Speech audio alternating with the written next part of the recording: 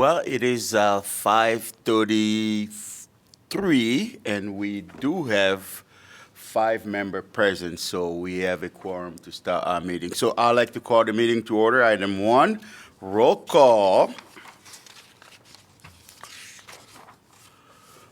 Lusala here. Maliabo, not here. Paul Shantz. Here. I do not, thank you. Panya, not here. Jones, Here. Kolash, Here. Kadura, Here. Ismail, not here. And Priest, not here. Item 2, reading of the Native American Land Acknowledgement. We're going to have Commissioner Jones volunteer to read the land acknowledgement today. We meet today in the community of Iowa City, which now occupies the homelands of the Native American nations to whom we owe our commitment and dedication. The area of Iowa City was within the homeland of the Iowa, Meskwaki, and Sauk, and because history is complex and time goes far back beyond memory, we also acknowledge the ancient connections of many other indigenous peoples here.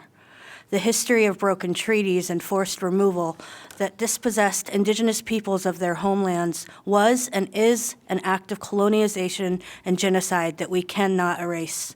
We implore the Iowa City community to commit to understanding and addressing these injustices as we work towards equity, restoration, and reparations. Thank you, Commissioner Jones. Item 3, presentation of check to Center for Worker Justice. We just did that right before the meeting.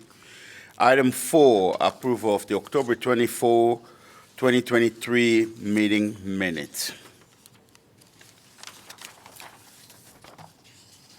I will entertain a motion.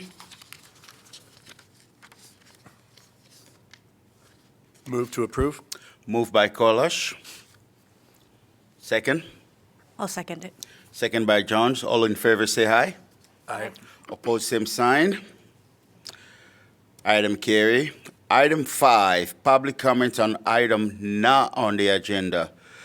Commenters shall address the commission for no more than 5 minutes. Commissioners should not engage in discussion with the public or one another concerning said item.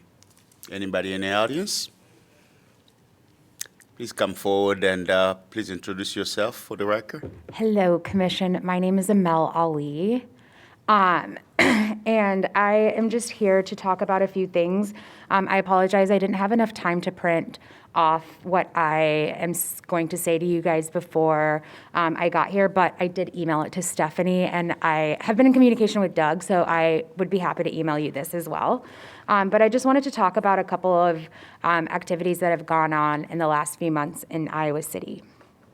The University of Iowa is making calculated moves towards the censoring of marginalized voices. On October 16th, right-wing student group Young Americans for Freedom hosted Chloe Cole, an anti-trans activist, at a university-approved event at the IMU. Over 100 demonstrators showed up to protest the event, and there were no arrests made. UIPD spent the ensuing month after the protest utilizing county and university resources to track down 6 protesters, all of trans identity, to single out for charges. Charges include a serious misdemeanor disorderly conduct and simple misdemeanor interference with official acts, with a maximum penalty of imprisonment for 13 months and a minimum of $3,410.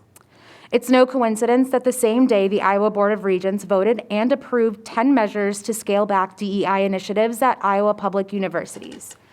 These measures require the universities to eliminate any DEI functions not necessary for compliance or accreditation. Other recommendations include exploring recruitment strategies for advancing diversity of intellectual and philosophical perspective, and establish a widespread initiatives that includes opportunities for education and research on free speech and civic education. The intentions of the Iowa Board of Regents and the University of Iowa Police are clear. The protection of free speech and the right to assemble only apply to conservative voices who spread hateful rhetoric. Marginalized voices will be arrested and charged. The arrest of the 6 trans activists is nothing short of discrimination and intimidation. These arrests are part of a greater movement to censor diverse perspectives on campus. They're a part of a fascist movement that continues to threaten democracy in America. County Attorney Rachel Zimmerman Smith has the power and authority to not only drop these charges, but to also promote a culture of diversity and inclusion in her office that would discourage this kind of targeted prosecution. County Attorney Zimmerman Smith is showing us in pursuing charges against these peaceful protesters that she bends to the will of state pressure to silence dissenting voices. This is deeply concerning, not only because of the current charges, but also looking ahead to the ways in which reproductive justice is threatened in Iowa. What are the limits to County Attorney Zimmerman Smith's willingness to pander to conservative pressure? Criminal trials and imprisonment of 6 people who are no danger whatsoever to the community is not in the best interest of the community, is a clear violation of constitutional rights of the 6 individuals facing charges, and is nothing short of persecution of an already marginalized group. These 6 trans protesters are being charged as a result of showing up to a hostile environment that was created by the University of Iowa chapter of Young Americans for Freedom and amplified by UIPD and Johnson County Sheriff's deputies, asking to be regarded for basic human dignity. The reason why I am coming to the Human Rights Commission is because I think that this is a multifaceted issue. There's different problems that are happening here. Not only is the First Amendment rights here being targeted, second, there are only to this day from the October 16th protest, there have only been 6 individuals arrested. All 6 of those individuals are trans. I have been speaking on behalf of them. I've been advocating for them in my capacity as the bond coordinator for Prairie Land Freedom Fund. I think that the stuff that is happening at the University of Iowa in regards to DEI and in regards to censoring these voices is also something that should be important to the Human Rights Commission. Even though it is the university, I think it's important that all of this stuff happens in Iowa City. Also, there was and I wanted to also bring up that there was a protest that happened also earlier this year with Matt Walsh. There were, I believe, 5 individuals that were arrested at that. 3 of those individuals I am in communication with, and those three are, they identify as trans as well. I know that it's been said that, prosecutors would be showing special treatment by not pursuing these charges and instead dismissing them. But I think by pursuing these charges and only targeting trans folks, you are giving them special treatment. There's a few asks, I guess, that I would have of the Human Rights Commission. One would be to ask our county prosecutor not to pursue these charges. I think that shows precedent for what the future will look like. And I think that also it's important that we pressure our elected officials. There is a Trans Day of Remembrance proclamation that happens at the City of Iowa City at the city level. There's a Trans Day of Remembrance proclamation that happens at the county level. And that has been a discussion in the past of what are these proclamations for if we're just going to stand back and be silent when situations like this happen. And so I think that these are all really important things to just kind of pay attention to that are happening locally. And I really appreciate all your time and your willingness to hear me out. And I've already sent that to Stephanie. I'll forward it to Doug, and I would be happy to answer any questions or anything. Thank you, Ms. Ali. And Stephanie probably will send us those correspondence. Thank you. Yeah, do I need a sign-in sheet or anything? No, Okay. it's already recorded, so Perfect. All right, thank you. thank you. you. Thank you. Anybody else in the public I would like to address the commission? If not, we are moving on to correspondent item 6. So one of the correspondents will be probably for Ms. Ali. Stephanie will make sure we send it to us, so.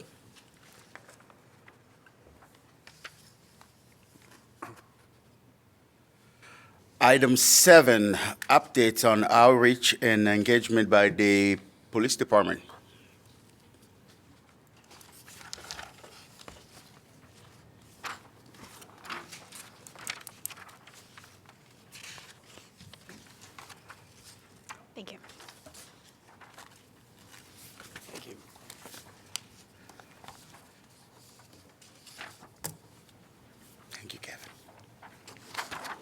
Thank you.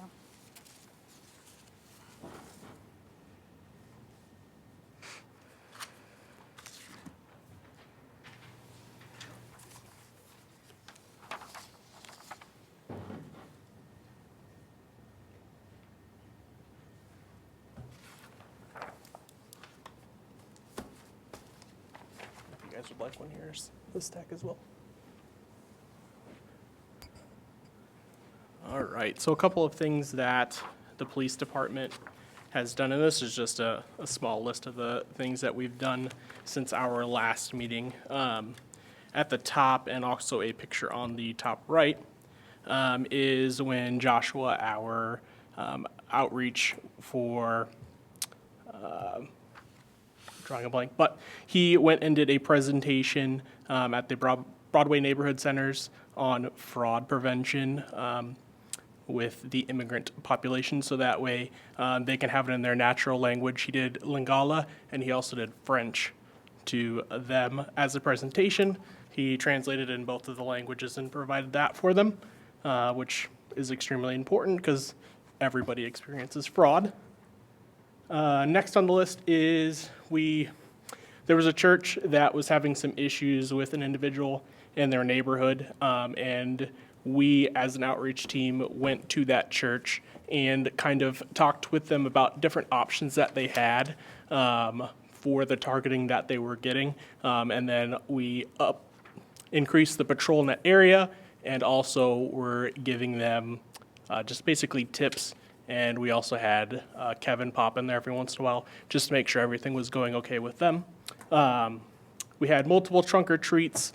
There's a couple of pictures. I think the bottom left one is of Officer Hayes at one of the trunk or treats. We had the outreach engagement circle, which was set up by Deshalin in communications for all of the city departments that have outreach and engagement. And we kind of all got together and figured out what we could do combined, our efforts, basically, where can we help each other. That was extremely helpful. We have a lot of different engagement departments, interdepartmentally, and to get with them was very good. We got a lot of other partners like the senior center that we've been wanting to get into their kind of area to get with their populace, so that was extremely helpful. Which leads us to the next one for the senior center coffee connections. So on Mondays, they meet for coffee and they just kind of talk about things that have been happening. And we're going to start going over there and just kind of getting into the conversation so that way we are present in that community as well, because it's something that's kind of been neglected a little bit, and we're trying to make sure that we can provide things like fraud also, protection for them, presentations, and then all sorts of other things. But we're kind of trying to get into that populace so that way we can help them out a lot.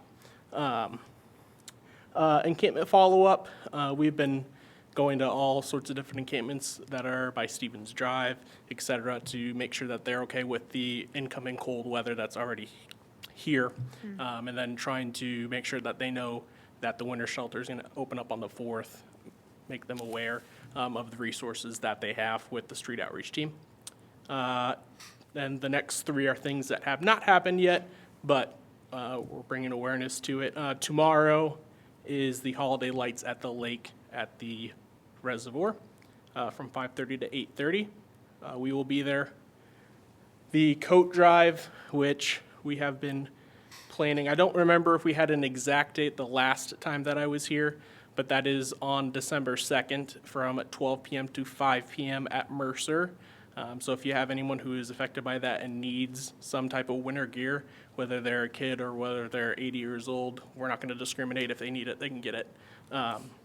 And then that's while supplies last, obviously. We do have quite a few items. We're still accepting items until the 1st. So if you guys have anything that you want to donate, there are a donation here. There is a donation at that rec center, Robert A. Lee. There's one at Mercer. There is one at the University Police Department. And there's one at the rec center, the library as well. Again, accepting donations until the 1st. And last time I also spoke about the Community Police Academy. The announcements on that, the date-wise, is going to be very, very soon. I know in terms of announcing it, the dates are going to be January 16th until March 11th. So it'll be about 8 weeks, just making sure that we have 100% on the location of where it's going to be. We have a good idea. We're just waiting on the finalization from that, and then we will send out announcements for signing up for it. That's what's happening in outreach. Thank you, sir. Does anybody have any question for Kevin? I have one question. Yes. Sorry, what was your name again? Trey Hall. Trail. Okay, thank you so much for your presentation, Trail.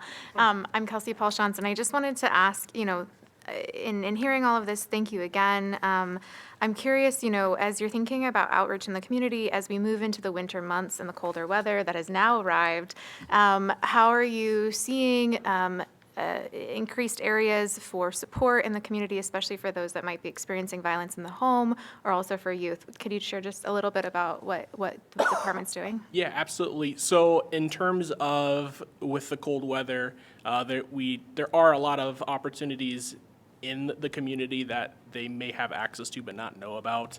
There's the shelter house. If there's problems in the home, there's DVIP. We have presentations on that. So when we've been going to different communities that we maybe have not done presentations lately or not have connections with lately, Yeah. we'll let them know. We always bring handouts and those type of things with us in the car. And then if we come across somebody and we're speaking with them and they're kind of hinting towards those type of things, or maybe things that they're lacking on, such as warm clothing or of the sort, then we're able to provide those things. We have just connections kind of everywhere in the community. So a lot of times if we run into somebody, great example, we had an older gentleman who's basically kind of just lonely. And us making connections with the senior center last week as well as the week before that, we had a senior center packet that we got from that meeting. And I mean, Wow. we gave it to him and he's already doing stuff over in the senior center. So it's kind of just a game of connections. And then once we know that there's those resources, because even though we're outreach and we're in Iowa City, we don't even know all of the resources that we have. So kind of connecting with everybody and figuring out what everybody can do to help each other is kind of putting us in a good spot. So Excellent, thank you. I have a question on the fraud presentation that you did with the immigrant community. What was the turnout? What was the number in attendance? there's 9 in this photo, but I do know that there were more a little bit behind. So I would say probably anywhere from 9 to 13, 14 would Okay. be my guess. Thank you. Yeah, of course. Anybody else have any question for Trail? I just have a question. Yes. Is there a specific hours for drop-off or not? For the drop-off of For the the coats? clothes, no. Yeah. I mean, so our spot, which is right inside of the vestibule inside of police department, that's open 24 hours a day. The one at the rec center, if the rec center's open, those hours, and then the library, do any of you guys know if the library, those sliding glass doors close at a certain time? They do? Yeah. So if you want 24-hour access to one of those, the police department's gonna be the best one. Okay, sure. Thank you. And there's no questions asked. We don't stop anybody. It's just you Yeah. come in and you drop it off and you can go. Thank you. Yeah, of course. No other question? Thank you, sir. Perfect. Thank you guys for your time. Thank you for the work that you guys doing, so. Of course. Item number 8, funding request from Joel Amos. You guys all see that in your packet? I don't think Joel is here, but we have that funding request, so. $250 for T-shirts for Grantwood Elementary 5th and 6th graders moving on to Southeast. You have name of all of their classmates. I think that's kind of cool. Stephanie, this is just a technical question. I know when we do the grant, we cannot provide any funding for public entity like school, university, but this is a different pot of money. So is that something that we can provide since it's technically the school? It would be the same policy, but I think Jewel, which might not be clear in here, is ahead of a group that, like a parents group. Oh, so this is more like a parent group Yeah, just it's- asking it's for connected to the for school, but the yeah. students. It's Yeah. not necessarily the school requesting.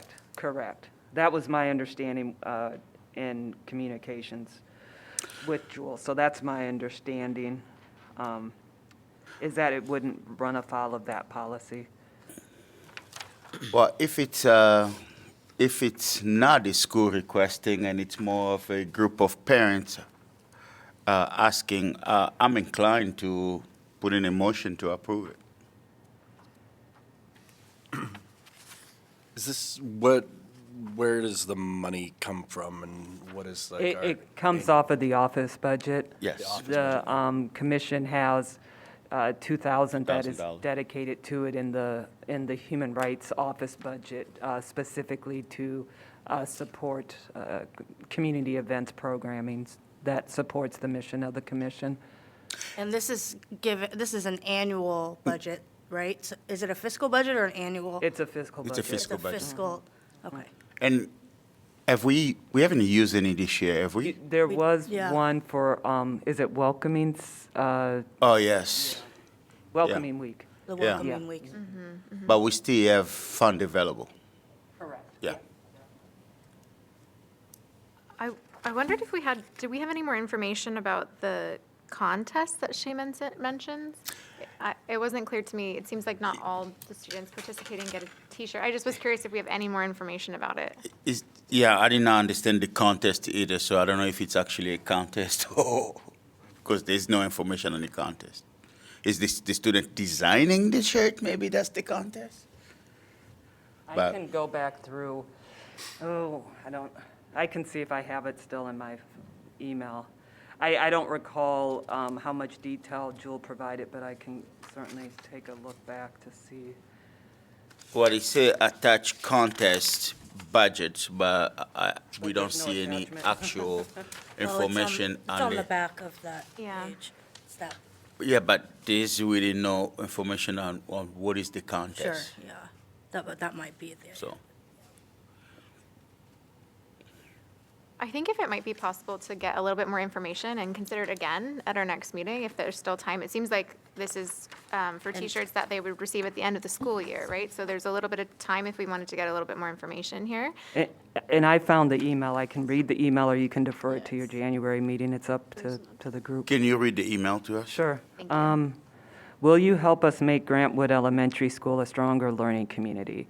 We know that little things make a big difference. Class T-shirts for all the kids moving on to middle school, family events where parents, teachers, and students all socialize around a shared activity, and feeding teachers on parent conference days. PTO returns, commitment to our community. After a couple of years hiatus, the Grantwood Elementary Parent-Teacher Organization has returned. We're actively looking for donations to support projects during the 2023-24 school year. Currently, over 75% of the students enrolled are from a minority group, and 77% are economically disadvantaged. We love the diversity of our school, yet this leads to cultural, language, and economic differences that provide extra challenges. Our school's test scores reflect these challenges. Student scores are below the proficiency levels for math, reading, and science. The teacher ratio seems good at 12-1, but with so many students that are below the average test scores, teachers and students just need more, period, sorry. And then there's a link for detailed stats, and then it says, our mission this year is to reestablish systems that help support our teachers, students, and other parents while building community through fun events and acts of kindness. It may sound a little hokey, But it's so much easier to learn and be kind when the community around the school shows support. Help us make the difference. We'd love to have your support. We are accepting sole sponsorships, co-sponsorships, or quarter sponsors for these items. Student-designed T-shirts for 5th and 6th graders. Both classes will go to middle school next year. Sole sponsor logo can be included on the shirt. And then there's staff appreciation family, and then there's some other things. This was originally sent out as an email, and I responded and said, that there's a form that needs to be filled out, and it appears that the initial email for the request versus the form lacked the detail that the original email did. Thank you. So I don't know if that answered questions or not, but that's, My it understanding, doesn't really say a lot more about the T-shirt contest, other than what I just read. For me, my understanding with what you read and what's written here is, I think they'll give the students who moving on T-shirts with signature or names of other students to remember. Isn't it what it is? that's my understanding too. It's just a funding request, but I don't know why that word contest is there. So I don't see any from the email you read and from the request if there is any contest. I just see it as a funding request. And even on the back one right here, it says that it has a shirt that has one color screen on the back, one Yeah. color screen on the front, and one color logo on the On the sleeve. sleeve. So it has no mentioning of the names of the students on it. They will- Well, in the detail of the material, it has the name of the student in the back, but I don't see any actual contest. So I don't know if that was just a typo in having a contest or something like that. But I still like the idea of providing that funding to have students go into middle school with T-shirts and name of all their peers. Well, usually my kids, they wear just a white T-shirt in the end of the school year, and they come back with all their friends signing up with the Signing, teachers, and that's their T-shirt. So I think maybe the looking to buy those Yeah, to be T-shirts, because printed the out. school doesn't really have a budget for that. It's like a separate thing. It's Yes. extra thing, and since the school doesn't provide that, they just kind of want that funding for those T-shirts for those Well, students. usually school doesn't provide any T-shirt. Most of the T-shirt you see all the school are wearing, it usually comes from the PTO. And those schools that have parents that can contribute to those parent-teacher organization, usually that's where all the T-shirts comes from. I remember from other elementary school, easier for parents to contribute Right. to make this happen. I know we have done it with, collecting a group of parents to buy end of the school T-shirt from the 6th graders to other elementary schools so they can have their student teacher dodgeball, end of the school. So it's mostly parent contributing to buy those items. Which makes sense. This is school does not sponsor those T-shirts. I think that there's a demonstrated need. The statistics we do have, and I know my niece Ayana is a second grade teacher at Grant Wood, of 75%. They say here that are from low income families. There's a definite need there, but I just wish there was a little bit more context on the contest, on if the money, just a little bit more on what this would be going towards. Well, we know the money is going toward the T-shirt because they see it. They got the sponsor of Hills Bank giving them $100. They also got the sponsor of the printing companies printing it at a discount. Instead of 10-something a T-shirt, they're printing it at the 8-something a T-shirt on the last page before the budget. They say Hills Bank, $100. And all capital screen printer will discount shirts to $870 from $1083. So those are, $213 of in-kind donation coming from the printing company, and you have $100 coming from Hills Bank. So I just don't know shirt contest PDF attached. I see the budget attached. So I'm wondering if this might be a really great opportunity to for one of us to be in contact with Jewel and also kind of talk about the opportunities with the racial equity and social justice grant cycle that's upcoming. Because I think like there's a really interesting thing happening here. Like we believe we want to work with this parent group. I mean, I'm interested. I think that, you know, community is really important. I think recognizing to what the parent group is seeking to accomplish, I'm feeling like I agree with you, Sylvia. I think I could just use a little bit more information. But maybe there's also an opportunity to see, maybe there's something else that this parent group is doing that might fit within the racial equity and social justice grants, if they're seeking to do kind of work across these 5th and 6th graders and developing that community at that age, which is such a crucial age also when you're thinking about risk for violence and community and opportunities for young people. So I might just see if there's anyone who already has those connections or might be willing to do that. But at the very least, I think it would be wonderful to ask Jewel for a little bit more information. I'm happy to, if this is the way the commission feels, I'm happy to take between now and the next few weeks to reach out to Jewel, if that is okay by Stephanie, and get more context, maybe share it via email.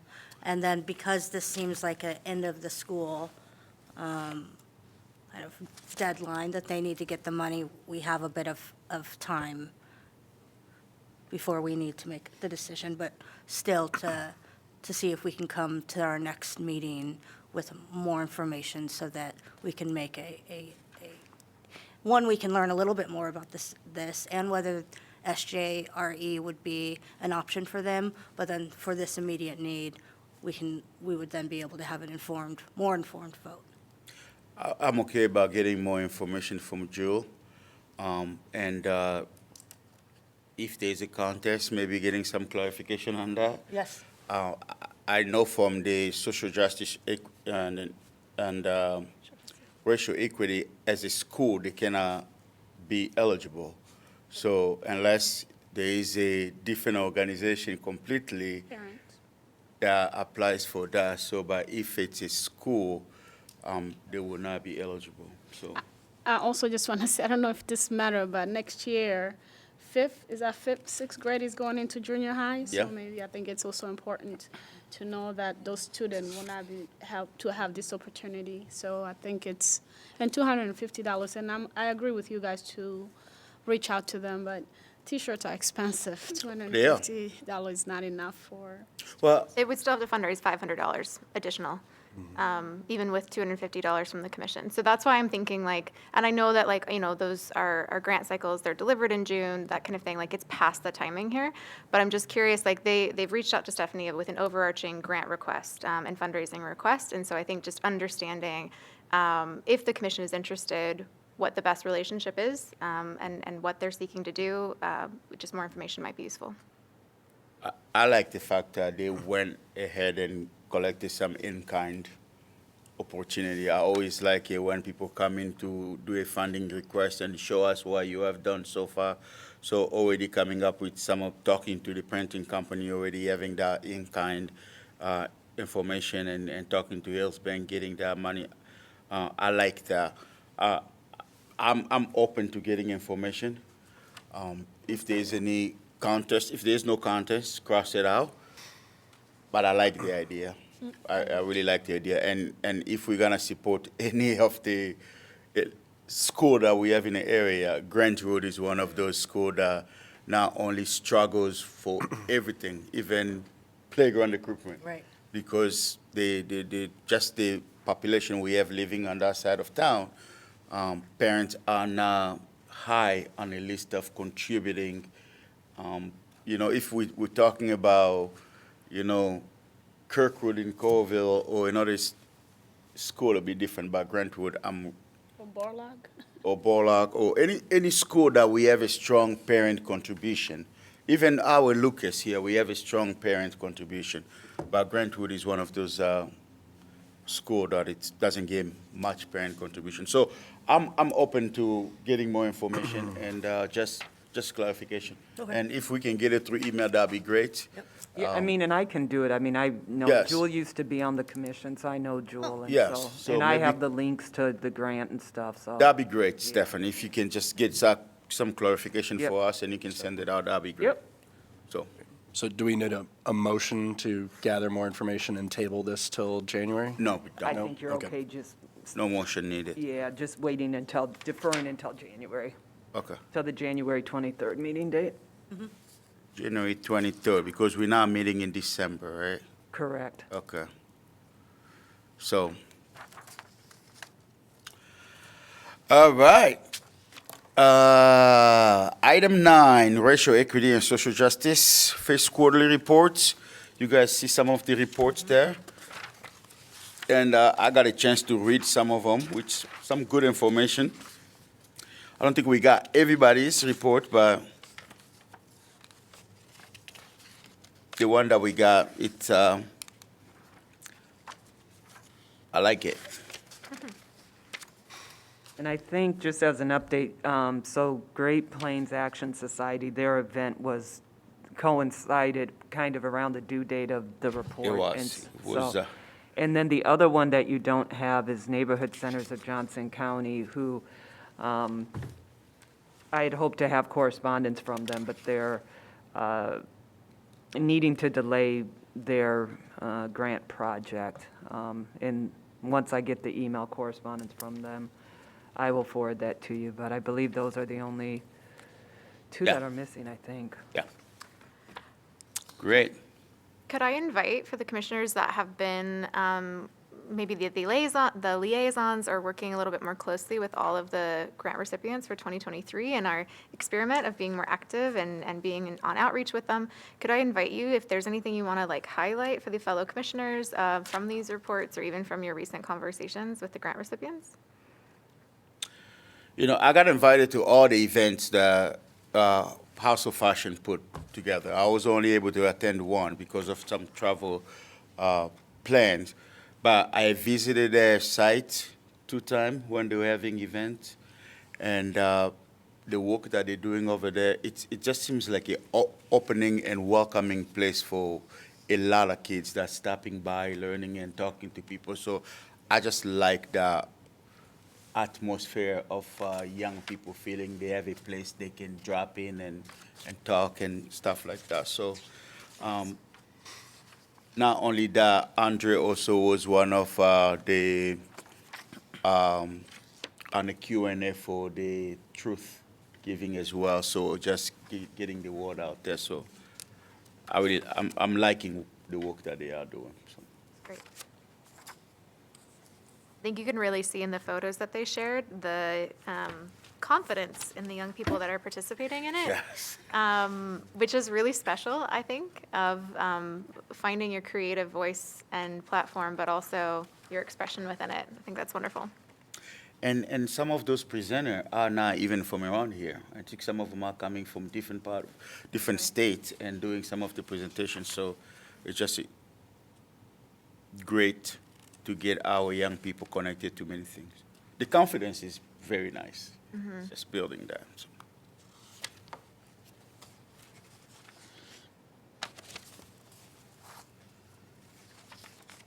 Anybody else?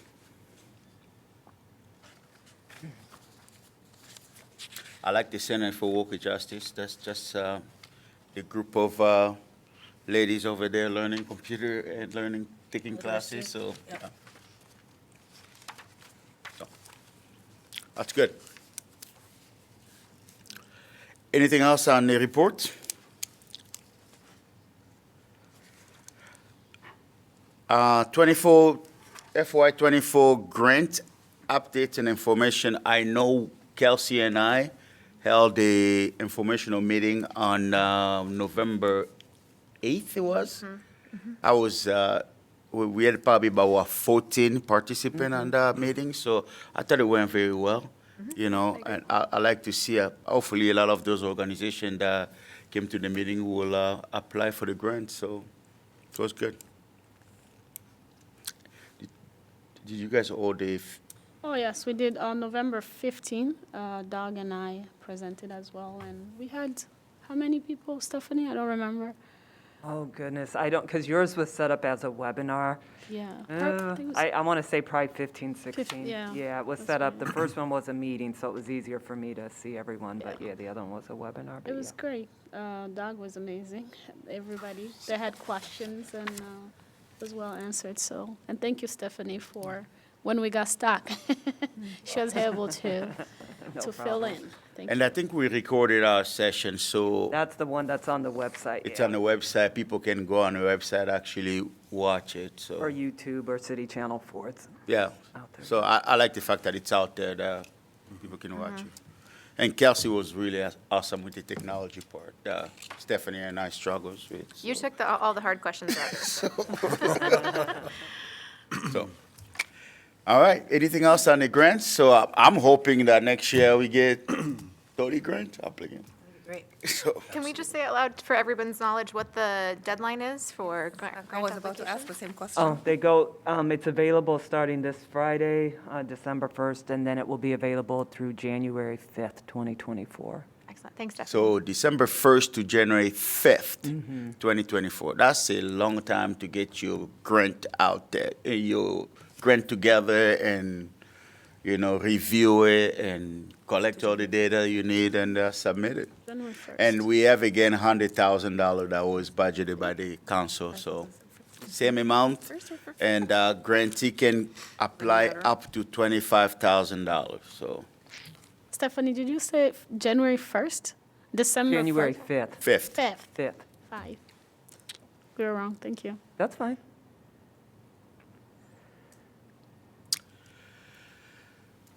All right, moving on. Commission committees. Building bridges. Any updates? Just apologies from me. I was traveling for a good part of this past month, so unfortunately, I did not convene my group. But Bijou, I'm not sure if you have anything else to share for. Not really, but just on our part to cover, I met with the mayor for almost 3 hours, and we catch up with a lot of stuff. I talked to him a little bit about the human right, what we're doing, and in the community and stuff, and what we talk about, bringing leaders together and stuff. And he's on board with the idea. So, and I'm sorry I didn't update you guys. No, that's great. Thank you, Bijou. awesome. Thank you. That's awesome. R&R. Well, Roger and I talked a little bit about, how we can, that this year for R&R was a bit of a pilot. Yeah. And trying to deepen our engagement with the grant recipients in a way that we just haven't done in the past, and really try to build reciprocal relationships. That being said, we are happy to commit to this group that between now and in January, we're going to sit down and really reflect on how things are going and start to put together a short guide. Guiding document. A guiding document on, what we've learned and how we think any new member to the reciprocal relationships group just some best practices around how we should be moving forward here. And we'll bring you, Vienna, into that because we're going to hand it off hopefully next year. Yeah. Looking forward to it. Thank you. Breaking bread?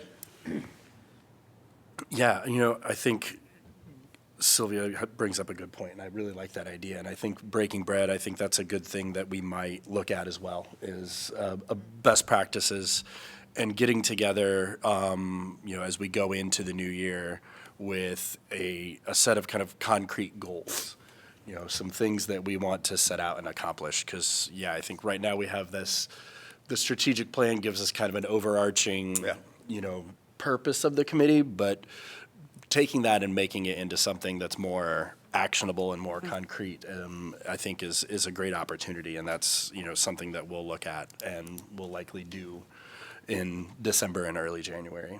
And, and I see Mark has his hand raised as well, so, Mr. Mark? Yeah, I was just gonna add, one of the things Doug and I have discovered is we show up and if they know we're human rights commissioners, they begin to have questions and we begin to have conversations, serving on a variety of like DEI committees and stuff. We get a nice voice and we can extend a lot of information in a very short time.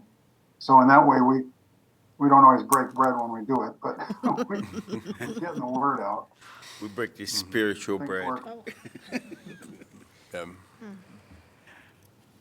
Yeah, All and I right. think along with that, Mar, I think that's a good point, is kind of as we're out in the community and, you know, those sort of things happen organically, but how can we, you know, be a little more purposeful about that? You know, like tonight, our public commenter was here at my request because I was at the city council meeting on Tuesday Yeah. accepting the proclamation for the Transgender Day of Remembrance. I heard them present and they spoke at the city council meeting, so I invited them to come here. And so those sorts of things where if it's a little more, you know, where we can target things a little bit more, where it's not just, you know, happen to be in the right place at the right time. And, you know, during the public comments, yes, we cannot engage with the people, but we always take the information and we can, as a commission, we could always discuss to put that in the next agenda meeting, so we can dive into that as well. So if, I know we're now meeting in December, but if that's something we want to take into a January meeting and dive into it, I think it'll be a great conversation to have soon. And to Doug's point, I think one of the big things is, while being purposeful and even Mark, you know, all of the work that you're doing where you're representing, you know, the Human Rights Commission in it, it'd be, I think, helpful as we're putting together these guiding docs to start to list out these different areas in which we engage so that there's some sustainability there, that even past our own terms, that someone from the Human Rights Commission can come and engage and be there if we feel like it's an important place to be. Awesome. Anything else? Well, thank you all for the work you are doing and putting in the time. Item 11, save the date for MLK Day at the Mercer Aquatic Center, which is be January 15, 2024, 10 to 2. I know last year it was a great event. It was actually a march that started at UAY, and we walked all the way to Mercer Park, where we had a lot of presenters, and also we share a meal with everybody else. So the community is always invited, and it was a great day. So I kind of staff? signed you guys up for a table too, so. Okay, I was going to ask, But, yeah. how we, Yes. They were asking for vendor tables, so I just, Awesome. since you don't meet again, you'll meet after this date, so.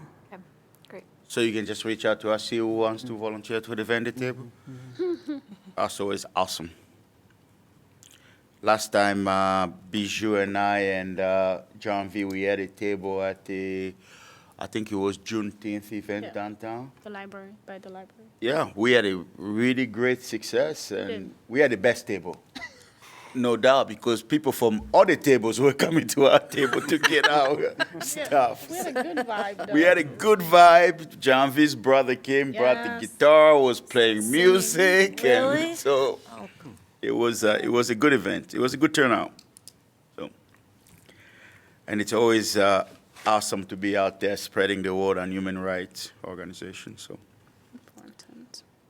item 12, staff announcements. Miss Stephanie. I don't think I have anything, but thank you. Wow, we flying today. Stephanie doesn't have anything, but we didn't talk about her receiving the Human Rights Award. She was amazing. Did you guys see her speech? It was great. So thank you thank so you. much I appreciate for that. Thank you. representing the human rights. So it was good. It was at the Community Foundation At the in Corville. Yeah. Yes. Awesome work, Stephanie. Thank you. She always like to fly under the radar, but she's amazing, man. We all know it.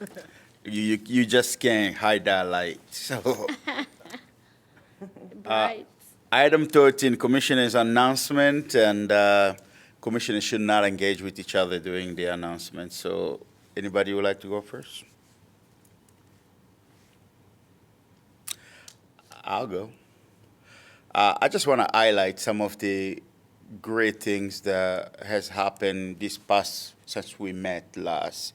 You know, we had our annual award ceremony on October 25th.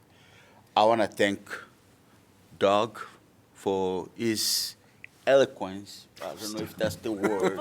It was amazing to have Doug out there just reading those amazing stories. A different dog. And- It's really and- so. And he looked so sharp with his nice suit.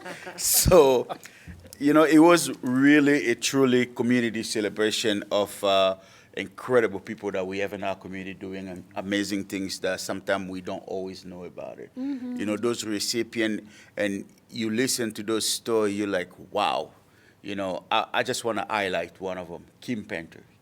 You know, from the Johnson County. Can you imagine somebody that have fought so much for LGBTQ rights, and at that moment to deny a license application to other LGBTQ member because of just she was just doing her job, you know, until it became legal. So just highlighting some of those amazing things that people in our community are doing, and sometimes we don't even know it until we get those awards, nomination, and things like that. So it was amazing. And thank you to Stephanie as well, even though she doesn't like all those recognition.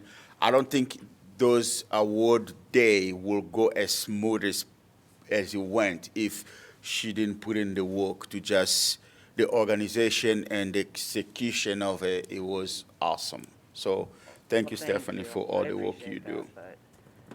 I also want to talk about, you know, the events that we attended for one of our grantees, which was Truth Giving. I think it was on the 10th of November at the Inglet. They have a collaboration between the Inglet and Great Plains Society. It's just a great event celebrating indigenous people and bringing those groups together. Not only the speeches, the Q&A session they had this year, but the band that comes from California and the group of, you know, the drummers coming from Sioux City. It's just an amazing group. It's just amazing to live in a community that values human rights so much that, you know, we don't always see it in other communities. So it's amazing to see that here. My term was supposed to end this December.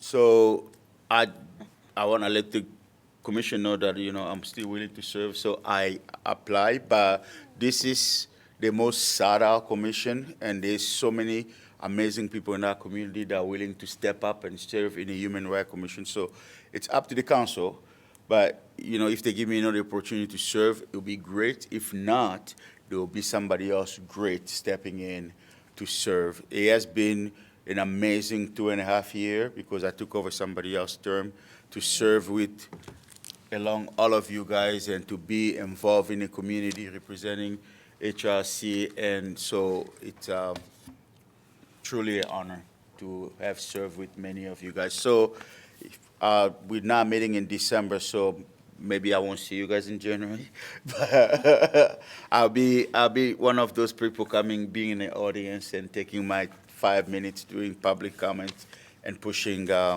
human rights issue. That being said, I was also invited to serve on the advisory board of the University of Iowa Human Rights Center. So, of course, because I'm always willing to serve, I accepted that invitation. I'm going to start my term with them on December 5th as well. So, so those are just my passion. Of course, I'm always willing to serve. So those are my announcement. Yes. I can go. Yes. Well, I don't have any specific updates, but I would like to recognize Roger and Bijou and Kelsey for their service on the commission. And just thank you for all you do, both for the commission, but for the community, and for the community, both here and abroad, honestly. And we, You know, I didn't hope we'll really s- realize that Kelsey was getting off. yeah, I hope just you was, I applied was just for the- looking at it, that's why, yeah. I'm like, Yep. I don't think it's been that long. No, it No, You took over somebody else, so goes by so- fast, yeah. you should, yeah, sure. Okay. that's, but just wanting to say that from the bottom of my heart, I've learned from each one of you, and I feel very proud to have served on a commission with you. And I love you all. We feel the same. We love you too. And we always enjoy your travel adventure. Anybody else have announcement? I'll go. I just want to say thank you. It's been 6 years and 6 years of learning. I've learned a lot. Been on the commission, I've learned a lot. I'm blessed to be able to have an opportunity to serve and to have a voice and provide informations or knowledge of what I know, and also to learn and gain more knowledge of what I didn't know about what being a human rights is, and how to serve and when to serve, and the purpose why we serve as a human rights commissioner. I just want to thank you all. You've been amazing. You've been great. I've learned so much from each and every one of you. I'm going to continue to come to the meeting sometimes and participate. And thank you so much for trusting me and trusting what I brought to the table. And another announcement is just, I had a meeting with the mayor, supposed to be short and it got longer, at the greenhouse, is that what Yeah. you call it? I just want to encourage you guys to, beside knowing him and him being a friend, but he's also the mayor of the city of Iowa City, and he does so much. And sometimes I also get hard on him because I think being a leader, you have to be perfect in what you do and who you say. But I learned even more about him through that meeting to understand sometimes the struggle. Yep. That he goes through. So I appreciate that meeting with him, and I encourage you guys to meet with city council members or other board members, and maybe people see things on television or online or social media, and you get angry because of or react over what they do or what they say. But if you understand, the reason beyond. So I knew him more for those 3 hours than for those years that I've known Wow. him. Awesome. That's great. Yeah. That's really great. Building bridges and breaking bread. That Yes. is- That's right. Living up that mission, Bijou. Mark has his hand up. Mr. Mark? Yeah, I just wanted to thank you all, especially Bijou, Roger, and Kelsey for serving on the commission. It's been a real privilege. Update on me, I'm recovering, that's why I'm not with you. And if I'd ever get some sleep, that would be great, but that'll come. Aw. I wanted to let you know, though, that I continue to cause stirs in churches. Great. There was a meeting at our church about a social justice committee. They should be heard at forums periodically. So now we're every third Sunday of the month, we're the forum. By the way, Stephanie, I'm not going to be there this Sunday because this is the first Sunday they're doing it. Not that it's the third Sunday, but it's the one the education committee gave us. I was supposed to get them some handouts related to human rights. So I'll talk to you about that tomorrow. Maybe somebody can come by and pick up a packet. But the other thing, I was at the Interfaith Alliance was at Oak Knoll to talk about the culture and what's going on in the culture. And one of the concerns was what to do with hate speech. And it was from Kelsey that I learned this phrase, bystander intervention. And because I do a lot of work with AEDs and CPR training, where we've been talking about equipping bystanders. all the more that's the work of the Human Rights Commission. We equip bystanders to say, wait a minute. That for me is one of the inspirations that we get out of working together. I'm a preacher, I should shut up. That's enough. Thank you very much. Thanks, Mark. I've got a list, sorry. Yeah. First of all, Roger, you mentioned Kim Painter. I wanted to kind of, again, just recognize her. The Daily Iowan reached out to me for a comment about the Human Rights Awards, and specifically, their big question to me was, why now, Kim Painter? Why has it taken so long for her to be recognized? Yeah. We are 7 years now past the legalization of same-sex marriage, and now Kim Painter is getting an award. I agreed with her, and I said, we take the nominations that are given, and Yep. That's how those work. But Yep. you're right. That award has been a long time coming, but it was great to be part of that. Second, there's a new LGBTQ Chamber of Commerce that is being established for the Cedar Rapids, Iowa City area. Des Moines has had one for a while. When I lived in Madison, they have a chapter that was very active and just made a big difference in the community. So excited to see that coming. They have a launch party next week on Thursday at Tin Roost in North Liberty. So that's December 7th from 4:30 to 6:30.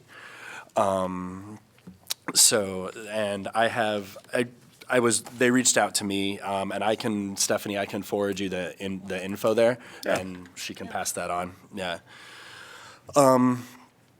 Before I get to the soapbox items, the next one is the holidays are coming, and just a very huge reminder that I think the office and Stephanie do a really great job on, as we're out in the community, just a reminder that saying happy holidays it's not a political thing. It's not meant to make anyone feel bad. It's meant to include. Yeah. Because in the next couple months we're talking about dozens and dozens of holidays that are Yes. celebrated by different ethnicities, races, religions, etc.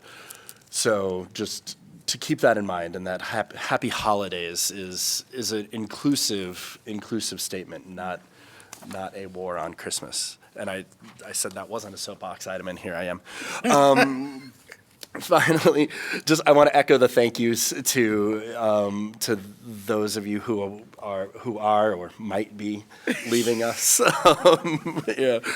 I'm leaving for sure. I know. Yes, I know you are. Yes. I just want to say, thank you for serving, and I've been on this commission for a little over a year now, and the amount that I've learned in that time from all of you, but especially the three of you, and Kelsey especially.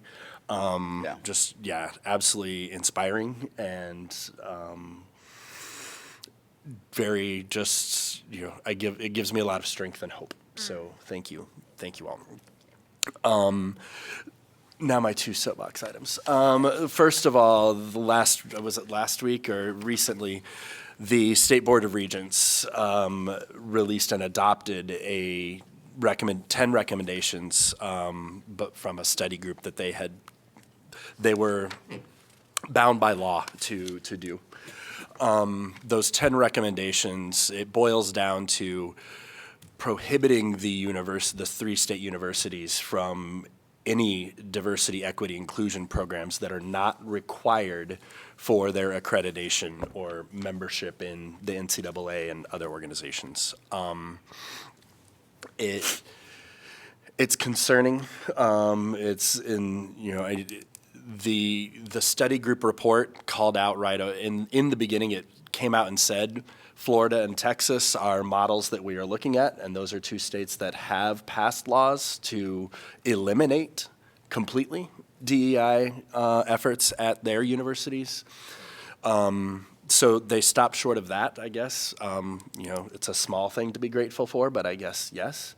But stripping the DEI efforts at our state universities to the bare minimum, some of the things that were pointed out in there, like land acknowledgements. they specifically singled those out and said that those could be construed as political, and they shouldn't be used by the universities. So I think, I know we don't meet next month, but I think one thing next year is something, that I would like this commission to look at is how can we advocate, how can we, push back against that effort and support the universities, especially since the largest one is here in our city. Yes. And support them in dealing with these efforts and to try to keep DEI as robust as possible and support those students, because a lot of the diversity, the inclusion in Iowa City comes from and because of the university. Yeah. So I think we need to look at that and see what we can do as a Human Rights Commission to support that. The last one deals with our public comment tonight about the protesters. Out of 150, the 6 who were arrested, or were charged a month later, all happened to be trans. Seems suspicious, and I think it's something that we should look into. Unfortunately, I think that is something that probably can't wait until January. Yeah. I don't know if an ad hoc subcommittee could meet, something like that.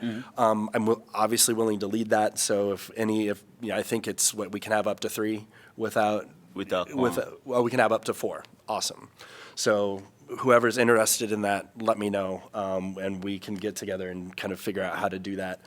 And then, if we need the full commission approval on something, we can bring it in January, possibly a special meeting, Roger, but, we can, talk amongst that small group first and figure out where to go from there. But something I think is more urgent than January, and that needs our attention. So. Completely agree. Those are my things. I'm done. Thank you. Happy holidays, everyone. Thank you, Doug. Shall I go next? Yes. Well, I don't have an announcement, but let me say, I believe that human right is not restricted to a time or place or a space. As long as humans exist, we need, human rights commissioners. We need people who, advocate for people everywhere around the world. From my personal experience, I know the difference when you have people around you who stands for what's right and what's wrong, who support you, who advocate for you. I know on the other end when you don't have anyone else beside yourself to stand and make it through what's going on around you. And that was the main reason that I joined in here. I was doing it for too many years, advocating and doing things for others, but without being formally appointed to something. And I think, finding a great place like Iowa City here or in Coralville area too, and very diverse, very acceptance of other people, and mostly respectful of other people, regardless of our differences, and not forcing us to assimilate or to be like, others or to accept others, as long as there's respect, mutual respect, I'd say universal respect as well. So I was so looking forward to being here and to learn from all of you guys and to try, to uplift others, as I hoped and as I seen others trying to help me out throughout my life. I was looking forward to learn from Bijou, from Roger, from Kelsey too. So I'll be really always whenever I go on this journey, you're gonna be part of my beginning in this journey. So I will never forget any of you, even it was a short time that, we got to see each other and to meet each other in here. But I'm gonna always tell the story that our first meeting was those wonderful people who only stayed with us only for a couple of meetings. But truly appreciate all the work that you have done before I joined in, and for making this a great place for others, and for always, standing for the truth, for the rights, and for the equality of others around you. I know it's a burden sometimes. It takes so much, but as long as, we have sincere intention, and we like for others what we like for ourselves, I think, you all made a huge difference to the city and to the people around us too. So truly thank you so much for everything that you have done. And I so look forward to see you all again after this December is over. So thank you so much, appreciate it. Awesome, thank you. I have a small list as well as Doug. That's probably not surprising because that's kind of my MO these days. But I just wanted to say first, my apologies for missing the last meeting and also the breakfast. It's one of my favorite events of the year, and I'm so sad I couldn't join you. And I also wanted to say my thanks for your discussion on the statement last meeting. So thank you for considering that so quickly. Thank you for considering that while I was not here as well, and for being behind it. Really. And this ties into so many of your comments already, like this commission, human rights commissions in the United States, in cities in the United States, but also globally, what we can do is we can hold the line. Like authoritarianism has a playbook, fascism has a playbook, genocide has a playbook. We can hold the line and also pull it back further and help people to know that this place is going to be safe because we're going to stand up for your rights. I'm going to use my privilege to stand up for your rights. I'm going to use my privilege to be vocal and be an advocate, right? And I see all of you doing that, and it's so inspiring. And so this is just my note of encouragement. I don't know if I'll continue to join you guys. It's not, as Roger was saying, who knows what's in the cards. But I do know that this community is made up of so many people who are a part of this, whether they're on, officially on this commission, or we talk with them and they empower us, or, whoever it might be. And there is community there. And so I think like finding those ties, Doug, you mentioned the state session starting up in January again. And I would just reiterate that, I think our cities like Iowa City have an important and tough road ahead. And so, think about what our power could be in groups like this, like a Human Rights Commission. Think about what our power can be in supporting the groups that live here, the minority voices, and for many of us, many of you who are coming from these groups, and what the needs are. So just thanks again for just who you are and what you bring to this community and the time that you offer with that too. I want to just say, actually, on the note of authoritarianism, if you haven't seen it yet, there is a blog that talks about the authoritarianism playbook, and Fixmar Reyes, our Johnson County supervisor, is interviewed in it, along with an absolute rock star in my field of work, Maria Stefan. And so actually thinking about, you can see then how actions even within Johnson County are featured as an example of this, right? So like when I'm saying this, it's not just me. It's like, it's the absolute experts in the field kind of thing. So I'll send that around if you guys are curious. But I'll be very quick just to say that I missed our last couple of meetings because I was meeting with representatives of a Canadian network on crime prevention.